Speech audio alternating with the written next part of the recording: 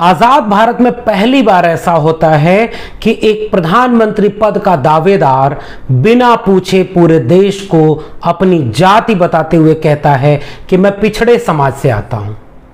आजाद भारत में यह भी पहली बार होता है कि उस व्यक्ति के प्रधानमंत्री बनने के बाद पहली बार एक ऐसी कैबिनेट बनती है जिस पर दावा किया जाता है कि वह पहली ओबीसी कैबिनेट है जिसमें सबसे ज्यादा तादाद में ओबीसी तबके के मंत्री बनाए गए हैं। यह सब कुछ क्यों किया जा रहा है? शायद इसके पीछे यह संदेश देने की कोशिश की जा रही है कि हम सामाजिक न्याय करने वाले लोग हैं, हम ओबीसी को उसका हक देंगे। और गिनाया भी जाता है कि हमने ओबीसी कमीशन बनाया और उस कमीशन ने कुछ अच्छे काम भी किए, मगर उसके साथ साथ जैसे ही ये ओबीसी कैबिनेट बनती है, उस कैबिनेट में एक ओबीसी को शिक्षा मंत्री बनाया जाता है। चंद दिनों के बाद उसी शिक्षा मंत्रालय का एक नोटिफिकेशन जारी होकर के कहता है कि नीट की परीक्षा में ओबीसी को आरक्षण नहीं मिलेगा। यह सब कुछ आजाद भारत में पहली बार हो रहा है। उस ओबीसी समाज के लिए जिसकी आबादी को मंडल कमीशन ने 52% बताया था 1931 की जाति जनगणना के आधार पर, यानी मोटे तौर पर कहें तो इस देश की आधी आबादी से ज्यादा तादाद है ओबीसी की। प्रधानमंत्री ओबीसी, शिक्षा मंत्री ओबीसी, ओबीसी कैबिनेट, और उस दौर में ओबीसी को मेडिकल में ऑल इंडिया कोटे में रिजर्वेशन नहीं दिया जा रहा है। यह सब कुछ आजाद भारत में पहली बार हो रहा है। तो आइए समझते हैं कि यह नीट का मसला पूरा क्या है, कैसे यह अब तक का पूरा डेवलपमेंट हुआ है। इसके दो पहलू हैं।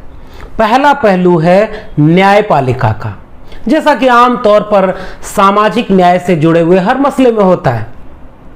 अगर यह ईडब्ल्यूएस जैसा सुदामा आरक्षण जिसे कहा जा रहा है, यानी सवर्ण आरक्षण जो आर्थिक आधार पर दिया गया, वैसा कोई मसला होता तो न्यायपालिका आड़े नहीं आती। और अगर कोई न्यायपालिका में ईडब्ल्यूएस के खिलाफ पिटीशन भी दायर करता तो न्यायपालिका उसको ठंडे बस्ते में डाल देती। मगर जब भी शेड्यूल कास्ट, शेड्यूल ट्राइब और ओबीसी के हक की बात होती है, उसके विरोध में न्यायपालिका अपना चरित्र सामने खड़ा कर देती है। वही न्यायपालिका जहां पर किसी भी किस्म का कोई आरक्षण नहीं है, जिसके चलते आजाद भारत में अब तक दलित, पिछड़े जज ही नहीं हुए हैं, नाम मात्र के अपवादों को छोड़ दिया जाए तो। और शेड्यूल ट्राइब का एक भी सुप्रीम कोर्ट में चीफ जस्टिस नहीं बना। तो एक पक्ष इसका न्यायपालिका का है, दूसरा पहलू इसका वर्तमान के सियासी हालात का है। अगर न्यायपालिका की बात करें तो 1947 में जो शेड्यूल कास्ट और शेड्यूल ट्राइब को आरक्षण दे दिया गया था संविधान के आधार पर, उसके चलते देश भर के अलग अलग संस्थानों में दलितों और आदिवासियों को आरक्षण मिलने लगा था। मगर इस सब के बीच में 1984 में एक वाकया होता है। 22 जून 1984 को प्रदीप जैन के मामले में सुप्रीम कोर्ट एक निर्णय सुनाती है कि 15% अंडर ग्रेजुएट की सीटें और 50% पोस्ट ग्रेजुएट की सीटें जो राज्यों की होंगी वो केंद्र पूल करके ले लिया करेगा और वापस उन्हें राज्यों को वितरित करेगा, यानी उसका संचालन केंद्रीय आधार पर किया जाएगा। जिसके पीछे मंशा ये थी कि पूरे देश में हम एक दूसरे संस्थानों को जोड़ करके अलग क्षेत्रों के विद्यार्थियों के लिए दूसरे क्षेत्रों में भी अवसर मुहैया कराएं। जहां इंफ्रास्ट्रक्चर नहीं अच्छा है, जहां मेडिकल कॉलेज अच्छे नहीं हैं, उन बच्चों को भी अच्छे मेडिकल कॉलेजेस मिल सकें और साथ ही साथ एक डाइवर्सिटी आए और एक दूसरे भौगोलिक दूरियों को भी कम किया जा सके। जिसके चलते 1984 से यह प्रावधान किया गया। और फिर पहले यह प्रक्रिया होती थी पीएमटी जैसे एग्जामिनेशन जो होते थे, जो मेडिकल कोटे का सेंट्रल गवर्नमेंट भी कराती थी, राज्य सरकारें भी कराती थी। इसमें आरक्षण नहीं दिया जाता था, जो स्टेट का पूल करके सेंट्रल गवर्नमेंट ले लिया करती थी और वापस स्टेट को वो सीटें एलोकेट किया करती थी। इस मामले में एक डेवलपमेंट होता है। 31 जनवरी 2007 को अभयनाथ का मामले का फैसला आता है जस्टिस बालाकृष्णन, और वहां पर यह निर्देश दिया जाता है कि जो स्टेट सेंट्रल पूलिंग की जो सीटें हैं यानी जिन सीटों को स्टेट ने सेंट्रल को दे दिया है और सेंट्रल अपनी परीक्षा प्रणाली के बाद यानी राष्ट्रीय परीक्षा प्रणाली के बाद उसे वापस स्टेट को देगा, इसमें कोई रिजर्वेशन लागू नहीं है। यह गलत है। शेड्यूल कास्ट और शेड्यूल ट्राइब को इस कोटे में भी आरक्षण दिया जाएगा। यहां ओबीसी कोटे का आरक्षण नहीं मिला। इस बीच में 1992 में सुप्रीम कोर्ट में बाधा डालने के बावजूद इंदिरा साहनी जजमेंट के बाद मंडल कमीशन की वो अनुशंसाएं लागू हो पाई थी जिसे वीपी सिंह सरकार ने सालों पहले लागू कर दिया था। यानी बाधा बना न्यायपालिका। फिर मंडल कमीशन की रिपोर्ट लागू हुई और उस समय इसे सुपर स्पेशल जोन बना करके हायर एजुकेशन और खासकर मेडिकल, इंजीनियरिंग या एमबीए जैसे कोर्सेज में ओबीसी रिजर्वेशन को नहीं लागू किया गया। यानी 1984 में अगर आप सेंट्रल पूल बना रहे हैं तो वहां संविधान प्रदत्त शेड्यूल कास्ट, शेड्यूल ट्राइब का रिजर्वेशन नहीं दे रहे। 1992 में जब मंडल कमीशन के अनुशंसाएं न्यायपालिका की बाधा को पार करते हुए आ रहे हैं तब आप यहां रिजर्वेशन नहीं दे रहे। 2007 में आकर के अभयनाथ के मामले में जब शेड्यूल कास्ट और शेड्यूल ट्राइब को इस सेंट्रल पूलिंग वाले कोटे में रिजर्वेशन देने की बात कही गई तब भी ओबीसी का रिजर्वेशन नहीं मिला। और 2006 में ओबीसी को जिसे मंडल पार्ट 2 कहते हैं, अर्जुन सिंह के अगुवाई में जो यह मंडल पार्ट 2 यानी ओबीसी को हायर एजुकेशन और हायर एजुकेशनल इंस्टीट्यूशन में जो रिजर्वेशन मिला यह भी इस सेंट्रल पूलिंग मेडिकल कोटे में नहीं दिया गया। ये कैसे आरक्षण रोका गया है मेडिकल कोटे में, इसका जुडिशियल एस्पेक्ट मैं आपके सामने रख रहा हूं। तो 2007 के अभयनाथ के मामले में जो यह फैसला आया वो 2009 से लागू हो गया और इस सब के साथ साथ 2006 का ओबीसी का higher education central reservation act जो आया था एजुकेशनल इंस्टीट्यूशन के लिए, वह भी लागू नहीं हो पाता है। और इस बीच में एक नया डेवलपमेंट कोर्ट के जरिए से होता है। 2015 में सलोनी कुमार जो एक मेडिकल की स्टूडेंट रही हैं अंडर ग्रेजुएट की, वो कोर्ट जाती हैं और वो ये कहती हैं कि ये जो सेंट्रल पूलिंग वाला कोटा है इसमें ओबीसी रिजर्वेशन क्यों नहीं दिया जा रहा है। और इस मामले में सुप्रीम कोर्ट में रिट पिटीशन दायर की जाती है जो अब तक तकरीबन 20 बार इसकी सुनवाई का तारीख आई, टाली गई और अभी तक यह पूरा मामला पेंडिंग पड़ा है जो आज के हालात से जुड़ता है। कैसे जुड़ता है आगे हम समझेंगे। यानी 2015 के इस मामले के जरिए सुप्रीम कोर्ट में यह अपील दायर की गई कि आप 27% ओबीसी रिजर्वेशन दीजिए। और इस बीच में नया डेवलपमेंट होता है 2017 में जब सुप्रीम कोर्ट के निर्देश और मॉनिटरिंग के साथ medical council of India medical dental दोनों के एडमिशन प्रोसेस को नीट के तहत सेंट्रलाइज करती है जिसे national eligibility cum entrance test कहते हैं। यानी अब ये नीट के जरिए ये पूरी प्रणाली का परीक्षा प्रणाली आयोजित की जाएगी 2017 से। यानी अब 2017 से कैसे पूरा प्रक्रिया काम कर रही है मेडिकल कोटे में। एक सेंट्रल गवर्नमेंट के मेडिकल इंस्टीट्यूशन जहां एससी, एसटी और ओबीसी उसके साथ साथ पीडब्ल्यूडी जितने भी किस्म के केंद्रीय आरक्षण प्रणालियां हैं वो लागू होती हैं, वहां लागू होती है। स्टेट गवर्नमेंट के मेडिकल डेंटल कॉलेजेस में स्टेट के रिजर्वेशन लागू होते हैं, लेकिन ये जो स्टेट सेंट्रल पूलिंग का कोटा है जो 15% अंडर ग्रेजुएट कोर्स का और 50% पोस्ट ग्रेजुएट कोर्स का है, उसमें अभी तक कोई भी रिजर्वेशन ओबीसी का नहीं लागू हुआ। जब 2017 में नीट का एंट्रेंस का सेंट्रलाइज पैटर्न लागू हो जाता है।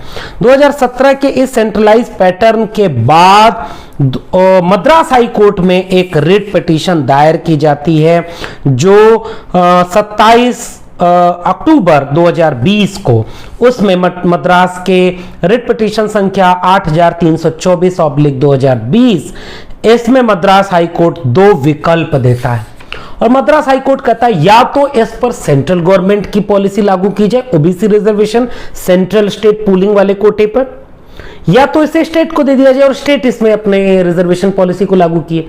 तो मद्रास हाई कोर्ट ने यह निर्देश दिया सेंट्रल गवर्नमेंट को कि आप इसका फैसला लीजिए। तो मद्रास हाई कोर्ट ने ये जो रास्ते बताए थे, यह सलोनी कुमार का मामला, यह सब मिल करके पिछले साल भी एक उद्वेलन पैदा करता है। और उस समय का जो पूरा मामला है वो इस बार के 13 जुलाई 2021 में, जब देश में पहली बार ओबीसी कैबिनेट बनी थी और पहली बार एक ओबीसी शिक्षा मंत्री ने शिक्षा मंत्री बनने के तुरंत बाद अपने हाथों ओबीसी का विनाश करने वाला नीट का नोटिफिकेशन जारी कर दिया। उस नोटिफिकेशन के पॉइंट 5.2.1 में रिजर्वेशन क्राइटेरिया डिस्क्राइब की गई है कि कैसे schedule caste, schedule tribe, PWBD, OBC, non creamy layer and EWS का कोटा लागू होगा। ध्यान रखिएगा, ईडब्ल्यूएस का कोटा लागू करने के लिए कोर्ट कहीं आड़े नहीं आया, सेंट्रल गवर्नमेंट ने निर्देश दिया, नीट ने उसे पालन किया और ईडब्ल्यूएस कोटा लागू हो गया। और ओबीसी कोटे के लिए अभी इसमें क्या एक्सप्लेनेशन दी गई है? Therefore, the reservation of OBC candidate in state surrender seat under All India quota from the academic session 2021-22 shall be subject to the outcome of the case pending before the Honorable Supreme Court in writ petition number 596 of 2015। अब इसे आसान भाषा में अगर मैं कहूं तो पहले क्या हुआ कि 2015 का सलोनी कुमार का जजमेंट को पेंडिंग रखा गया, सुनवाई ही नहीं हो रही। न तो कोर्ट का इंटरेस्ट है, न सुप्रीम कोर्ट में केंद्र सरकार कोई हलफनामा दायर करके कोई आग्रह कर रही है कि इसे जल्दी सुलझा लीजिए, ओबीसी का बड़ा अन्याय हो रहा है, मैं ओबीसी प्रधानमंत्री हूं, मैं ओबीसी का बड़ा कैबिनेट बनाया हूं, ओबीसी का अन्याय हो रहा है, इसे जल्दी सुलझा ले। कोई इसमें काम नहीं किया गया। मद्रास हाई कोर्ट जब ये एक रास्ता निकाल के कहता है कि अब दो रास्ते हैं, आप इसको जल्दी बनाइए, कमेटी बनाई गई, कमेटी की रिपोर्ट लागू की गई। कमेटी की रिपोर्ट जब आई तो उस कमेटी की रिपोर्ट को वो सेंट्रल गवर्नमेंट सुप्रीम कोर्ट के सामने रख रही है कि आप इन सलोनी कुमार और इस केस को, मद्रास के केस को आप क्लब कर लीजिए, और उस पर भी कोई फैसला अभी तक नहीं आया। जबकि मद्रास हाई कोर्ट ने कहा था कि अगले सेशन यानी 2021-2022 में ओबीसी का कोटा इंप्लीमेंट होना चाहिए, और सरकार ने भरोसा भी दिलाया कि हम इंप्लीमेंट करेंगे। लेकिन कमेटी की रिपोर्ट उसको सुप्रीम कोर्ट के सामने पेश कर देने के बाद सुप्रीम कोर्ट को अब यह मौका दिया गया कि आप इसमें फैसला लीजिए, लेकिन अभी तक कोई फैसला नहीं लिया गया। मद्रास हाई कोर्ट के सामने केंद्र सरकार कहती है कि हम लॉ कानून के विशेषज्ञों से राय भी लेंगे, कोई राय नहीं ले पा रहे। तो इस वजह से यह पूरा मामला, इस नोटिफिकेशन जो मैंने अभी पढ़ के सुनाया, इसके आधार पर यह कहा जा रहा है कि सेंट्रल गवर्नमेंट, सुप्रीम कोर्ट, यह सब मिल करके ओबीसी प्रधानमंत्री, ओबीसी शिक्षा मंत्री और ओबीसी कैबिनेट के रहते हुए ओबीसी का अन्याय कर रही है। अब एक आंकड़ा मैं आपको सामने रखता हूं कि अन्याय कैसे हो रहा है। All India federation of other backward classes employees welfare association, AIOBC, इसका एक आंकड़ा आपके सामने स्क्रीन पर दिख रहा होगा। PG, UG, medical, dental admission, all India quota seat taken from the state in 4 year, यानी 2017 में जब से ये नीट लागू हुआ था तब से इस आंकड़े में देखिए कि पिछले 4 साल में क्या क्या हुआ है। 40,842 सीटें कुल अलॉट हुई और इसमें से ओबीसी कैंडिडेट 0। कुल 40,000 में से 11,027 सीटें ओबीसी की, जो अंडर ग्रेजुएट और पोस्ट ग्रेजुएट में मेडिकल की अब तक बनती पिछले 4 साल में। वहां ओबीसी के डॉक्टर कितने बने? 0। यह है ओबीसी का न्याय, यह है सामाजिक न्याय। तो यह पिछले 4 साल का आंकड़ा है, और अगर अभी यह सब कुछ जारी रहा तो आगे भी इसी तरह से यह सब कुछ ओबीसी की हकमारी जारी रहेगी। अगर कल को सेंट्रल पूल कोटे में, यानी सेंट्रल जो सीटें लेकर के स्टेट को दे रहा है, इस कोटे में अगर कल को रिजर्वेशन लागू हो जाए तो यह तो मान लेंगे कि रिजर्वेशन लागू हो जाना चाहिए था 2017 में, न्यूनतम 2017 में होना तो चाहिए था। मंडल कमीशन की रिपोर्ट लागू होने के समय 92 में, या 2006 में जब मंडल पार्ट 2 आया। लेकिन यह जब 2017 के नीट में अगर लागू हो गया होता, जब से नीट एग्जामिनेशन पैटर्न पर यह सब कुछ किया जा रहा है, तो 11,027 डॉक्टर बनते, जो नहीं बन पाए।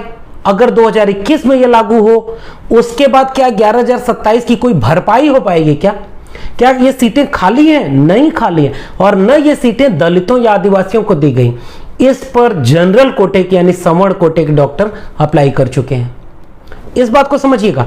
यूनिवर्सिटी में पिछले दिनों जब 13 पॉइंट रोस्टर लागू कर दिया गया, कोर्ट के बहाने आया था, जिस पर पूरे देश में अब आंदोलन खड़ा हुआ, तब यूनिवर्सिटी, कॉलेज या इंस्टीट्यूट एज ए यूनिट, जिसे आसान भाषा में 200 पॉइंट रोस्टर कहा जा रहा है, वह सुप्रीम कोर्ट के फैसले के विरोध में जाते हुए केंद्र सरकार ने पारित किया अध्यादेश। तो उसके बाद भी प्रोफेसर की सीटें ओबीसी प्रोफेसर 9 हैं। 1 जनवरी 2020 तक इस देश के सेंट्रल यूनिवर्सिटीज में कुल 9 प्रोफेसर ओबीसी हैं, जो 2019 तक तो 0 थे। तो ये जो सीटें खाली रह गई, इन पे कौन काम कर रहा है? या कोई बैकलॉग मिलता है क्या? ओबीसी को कोई बैकलॉग यूनिवर्सिटीज में नहीं है। तो क्या मेडिकल कोटे की 11,027 सीटों में कोई बैकलॉग में करके आपको पूरा मिलेगा? जिस समाज में 11,027 डॉक्टर ही नहीं बन पाए, उनको क्या पता है कि उनके समाज का कितना बड़ा नुकसान हुआ है? और इस सब मामले के बाद जो सबसे दिलचस्प बात यह है कि यह जो नीट का पूरा पैटर्न है, यह कितना दिक्कत तलब है। धारणा यह थी कि हम एक राष्ट्र बनने की प्रक्रिया में पाठ्यक्रम से लेकर के भौगोलिक दूरियों को मिटाते हुए एक मिला जुला समाज बनाएंगे मेडिकल कोटे के भीतर। लेकिन मेडिकल कोटे में हो क्या रहा है कि नीट परीक्षा जो ऑब्जेक्टिव हो रही है, जिसमें पंजाब का एक मामला पिछले दिनों आया, न्यूज क्लिक की इस रिपोर्ट में आप देखेंगे कि केमिस्ट्री में वह विद्यार्थी 0 पाता है, लेकिन ऑब्जेक्टिव यानी ऑप्शनल पेपर में वह नीट क्वालिफाई कर जाता है। इस पर कोई नहीं बोलेगा। कहां गए वो लोग जो मेडिकल कोटे पर आरक्षण का मजाक बनाया करते थे, जो कभी जो डोनेशन वाली सीट है, जो मैनेजमेंट कोटे की सीट है, जिसकी मेरिट तकरीबन 100 नंबर से भी ज्यादा के अंतर से नीचे होती है जो सरकारी सीटें हैं, और जो कम नंबर लाकर के मेडिकल के डॉक्टर बनते हैं, उन पर कभी कोई आरोप नहीं लगाता है। और आरक्षण वालों को गालियां दी जाती हैं कि आरक्षण वाले डॉक्टर से इलाज कौन कराएगा, कैंची छोड़ देते पेट में, ये चुटकुले सुनाए गए। तो ये जो मैनेजमेंट कोटे से ये जो डोनेशन यानी पैसे देकर के करोड़ करोड़ रुपए में मेडिकल पीजी की सीटें खरीदी जाती हैं, अभी इस पर तो बात ही नहीं हो रही। आपका जो दिया हुआ रिजर्वेशन है वो 0 कर दिया गया, और नीट के जरिए एक ऐसा सिलेबस लगाया गया है जो सीबीएसई पैटर्न पर है। और आप जानते हैं कि सीबीएसई पैटर्न पूरे देश के राज्य बोर्ड में नहीं चलता है। यानी राज्य बोर्ड में जो व्यक्ति 12वीं तक पढ़ के आएगा वह अलग पाठ्यक्रम पढ़ के आता है, और जब उसे सेंट्रल एग्जामिनेशन यानी नीट में बैठना है तो उसे सीबीएसई पैटर्न पर बैठना है। यह तो भेदभाव, अभी तो इस पर बात ही नहीं हो रही है। नीट में कितना गहरे सुधार की जरूरत है, और इसी वजह से कोचिंग का एक नेक्सस बन गया है। आपके पास पैसे नहीं है तो लाखों रुपए की फीस देकर के आप मेडिकल की तैयारी के लिए आप अपने बच्चे को नहीं भेज सकते, क्योंकि अगर वो कोचिंग नहीं करेगा तो वो राज्य बोर्ड और सीबीएसई बोर्ड के बीच जो गैप है, जिसकी वजह से उसके पाठ्यक्रम में बहुत बुनियादी अंतर है, वह तो कभी डॉक्टर में सेलेक्ट ही नहीं हो पाएगा। ये आपका पैटर्न बना हुआ है। तो ये सब बहुत पेचीदगियां हैं जो नीट के पूरे प्रणाली पर सवाल उठाती हैं, और इन सब में जो गरीब, वंचित, शोषित जमात के लोग हैं, उन सब के बच्चे डॉक्टर नहीं बन पा रहे हैं। तो अभी तो वहां तक गहराई तक आप नहीं जा पा रहे। जो ठोस ढंग से जो सेंट्रल स्टेट पूल की सीटें हैं, जो राज्य से सीटें केंद्र में आई और केंद्र परीक्षा करके उन्हें राज्य में दे रहा है, उन सीटों में जब वो 50% सीटों पर कोई रिजर्वेशन आपका नहीं दे रहा है, तो आपका रिजर्वेशन तो 27% से घटकर आधा हो गया। यह सबसे पेचीदा सवाल है, और कोर्ट के बहाने इस पर रोक लगाई गई है। अगर महान ओबीसी प्रधानमंत्री, महान ओबीसी शिक्षा मंत्री और महान ओबीसी कैबिनेट के रहते यह सब कुछ हो रहा है, ओबीसी का कोटा कहां 52% होना चाहिए था मंडल कमीशन की अनुशंसाओं के आधार पर, उसे मिला 27%, और 50% स्टेट सेंट्रल पूल के इस कोटे की सीट में रिजर्वेशन नहीं होने के चलते घटकर आधा हो गया, यानी 13.5%। यह है आपके साथ भेदभाव, और यह है पूरा मेडिकल का नीट का पूरा खेल। यानी केंद्र सरकार, सुप्रीम कोर्ट और इसके पीछे बैठी हुई आरएसएस, जो नहीं चाहती कि हिंदू राष्ट्र के बीच में डॉक्टर का क्या काम। कांवड़ होने के लिए मेडिकल कोटे की जरूरत होती है क्या? तो ओबीसी समाज को एक बार ठहर कर विचार करना होगा। माना कि आप सामाजिक सांस्कृतिक तौर पर बहुत चीजों से वंचित कर दिए गए, लेकिन अब तो आपकी आंखों के सामने यह सब हो रहा है। क्यों आपके समाज में एक उद्वेलन नहीं पैदा हो रहा है? आपके समाज के 11,027 डॉक्टर पिछले 4 साल में बनते, वो नहीं बने, उन सीटों पर सवर्ण बैठ गए क्योंकि आपको रिजर्वेशन नहीं दिया गया स्टेट सरेंडर कोटे में, और आप सोए हुए हैं। कितनी प्यारी नींद है आपकी जिसमें आपको खलल नहीं पड़ रहा। कांवड़ रुक गई, सत्यनारायण भगवान और शिव चर्चा से अगर आपको फुर्सत मिले, और इस बार तो आप कांवड़ यात्रा पर भी नहीं गए हैं, ठहर कर विचार करिए, क्या आपके समाज को डॉक्टरों की जरूरत नहीं है? यूं ही प्राइवेटाइजेशन के जरिए आपके रिजर्वेशन को खत्म किया जा चुका है। यूं ही जाति जनगणना न होने के चलते आपकी आबादी का पता ही नहीं है। कितने यादव, कुर्मी, कोयरी, कुशवाहा, मल्ला, निषाद, इन जातियों के लोग किस किस जगह पर हैं ये तो पता ही नहीं, और आप सोए हुए हैं। आपके सामने इतना बड़ा खतरा।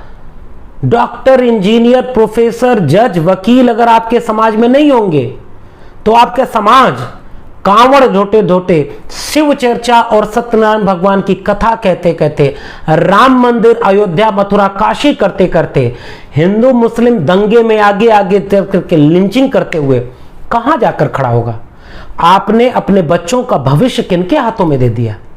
राजनीतिक नेताओं में तेजस्वी यादव का ट्वीट आपको मिलेगा। कांग्रेस जिसके कारस्तानियां ये सब हैं, वह अपने फैसले पर पुनर्विचार करते हुए वापस पलटी है, और सोनिया गांधी ने एक चिट्ठी लिखी है। दक्षिण भारत में तमिलनाडु में पेरियार की जमीन पर यह लड़ाई मजबूती से लड़ी जा रही है। तमिलनाडु की सरकार ने तो यह कह दिया कि अगर आप इसमें ओबीसी रिजर्वेशन नहीं लगाते हैं तो हम नीट की परीक्षा नहीं होने देंगे, या तो हम इसे स्टेट की परीक्षा मान करके स्टेट का ओबीसी कोटा लगाएंगे। और तमिलनाडु की सरकार ने कहा कि 50% ओबीसी को रिजर्वेशन हम इसमें इंप्लीमेंट करना होगा। आज की खबर आ रही है कि शिक्षा मंत्री ने उन लोगों से मुलाकात की और कोई रास्ता निकालने की कोशिश की कि भाई मामला कोर्ट का है। कोर्ट का फैसला राम मंदिर बनाने के लिए आता है, तो आज फैसला हुआ और कल chief justice of India Rajya Sabha की शपथ लेते हैं, तब कोर्ट निष्पक्ष रहता है। कोर्ट से जब फैसला लेना होता है ईडब्ल्यूएस के लिए, तो ईडब्ल्यूएस पर सुप्रीम कोर्ट और केंद्र सरकार एक लाइन पर खड़े होते हैं, और जब ओबीसी, एससी, एसटी के रिजर्वेशन की बात आती है तो सरकार कहती है हम तो चाहते हैं, कोर्ट नहीं होने दे रहा है। ये किसके लिए बहानेबाजियां हैं?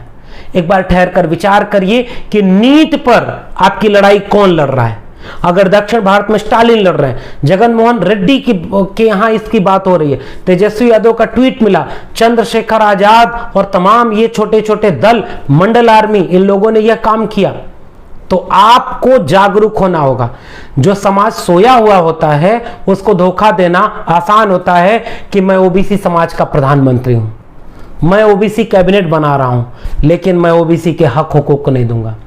हिंदू राष्ट्र में डॉक्टर, इंजीनियर, वकील, जज, प्रोफेसर चाहिए आपको, या हिंदू राष्ट्र चाहिए, यह सोचना आपको है, ओबीसी समाज को है। अगर ओबीसी समाज सोया रहा तो आने वाले कल उनके बच्चे पलटकर पूछेंगे कि तुम्हारे सामने हमारा भविष्य चौपट किया जा रहा था, तब तुम क्या कर रहे थे?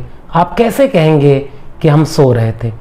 आपको बातचीत कैसी लगी नीचे कमेंट बॉक्स में जरूर बताइएगा। तब तक के लिए बहुत बहुत शुक्रिया, धन्यवाद।